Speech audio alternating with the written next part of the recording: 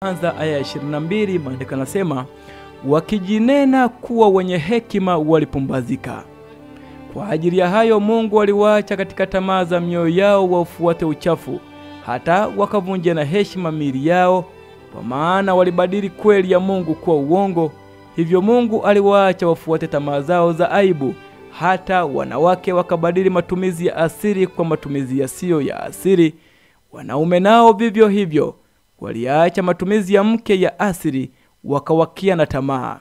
Wanaume wakiyatenda yasiyopasa, wakapata nafsini mwao malipo ya upotevu wao yaliyo haki yao. Na kama walivyokataa kuwa na Mungu katika fahamu zao, Mungu aliwaacha wafuate akili zao zisizofaa wayafanye yasiyowapasa, ambao wakijua sana hukumu ya haki ya Mungu ya kwamba wayatendao hayo wamestahili mauti, wanatenda hayo, wala si hivyo tu, bali wanakubaliana nao wayatendao. Nguvu iko chini kwa chini, ambayo kila siku inazidi kujipatia nafasi ya kupindua fikra kwa kutumia misingi ya elimu na mitaala yake mibovu kabisa.